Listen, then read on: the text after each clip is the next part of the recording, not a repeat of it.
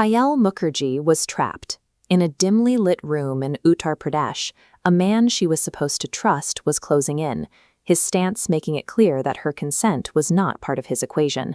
Payal was facing a total power imbalance. Hundreds of miles from her home in Bengal, she was isolated in a social environment that granted this man absolute entitlement over her physical and emotional space. The cycle of intimidation only broke when Aditya Roy intervened. He stepped between Payal and her abuser, providing the physical and emotional support she needed to escape the confrontation. This contrast between the abuser's entitlement and Aditya's intervention reflects a deep regional divide. It suggests that Payal's experience was more than a single instance of domestic friction. It was a symptom of a much larger cultural disconnect.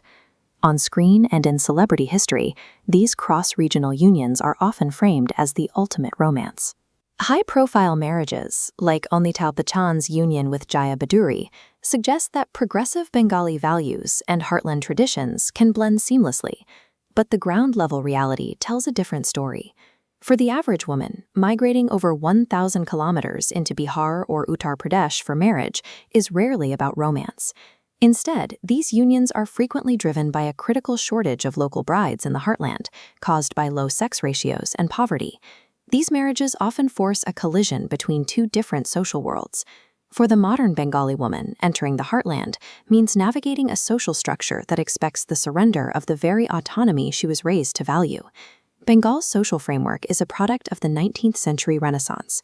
This intellectual movement prioritized female literacy and public visibility, creating a culture where women are encouraged to maintain their own identity. In contrast, the cultural fabric of Bihar and Uttar Pradesh is often built on rigid hierarchical structures. This includes patriviral locality, the requirement that a bride move into her husband's ancestral home, where she must adapt to the rules of his male lineage. This map visualizes the burden of Patriarchy Index, or BPI. The BPI is a metric used by sociologists to quantify gender-based constraints like restricted mobility, lack of decision-making power, and behavior control. Notice how Bihar and Uttar Pradesh fall into the highest patriarchy zones in the country. This chart shows a specific data point from the Pew Research Center. In Uttar Pradesh, 82% of respondents completely agree that a wife must always obey her husband. For a woman raised in a culture that values intellectual equality, this social mandate of absolute obedience changes the nature of marriage. It creates a structural barrier to the kind of peer-to-peer partnership she expects. The friction starts with the most basic daily rituals, like diet. The traditional Bengali diet of fish and mustard oil often clashes with the strict vegetarian or sattvic mandates found in conservative heartland households, forcing many brides to abandon their dietary heritage to fit in. This is an inclusive Durga Puja celebration in Bengal. Here, festivals are social events where women participate as visible, active members of the community. In the heartland, festivals like Chhat Puja involve rigorous, physically demanding rituals. For a Bengali bride, these rituals are often a test. If she cannot master them perfectly, she is treated as a perpetual outsider. Language adds another layer of isolation. If a bride does not speak local dialects like Bhojpuri, she is socially excluded. This can escalate into verbal hostility, where Bengali women are targeted with offensive stereotypes, labeled as dominating, or even accused of practicing black magic.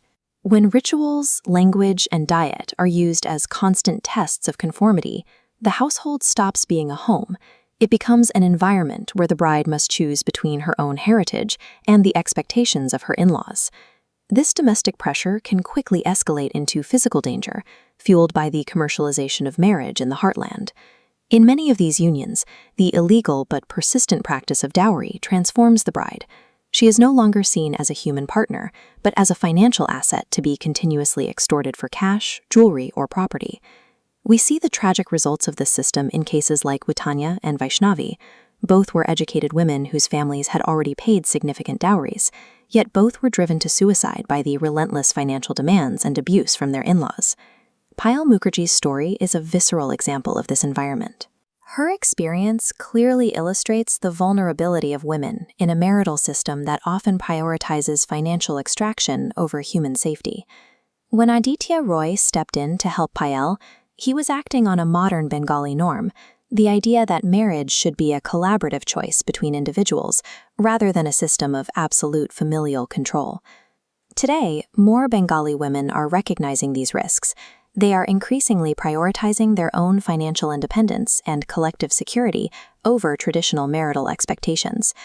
This demographic shift is visible in the data. Approximately 44% of unmarried Bengali women now cite self-sufficiency and their careers as the primary reasons they choose to remain single. These women are building their own support systems, communities of friends and chosen families that offer emotional security without demanding a surrender of their identity. For the modern Bengali woman, walking away from a heartland marriage is a rational choice. It is a strategic decision to preserve her culture, her dignity, and her future.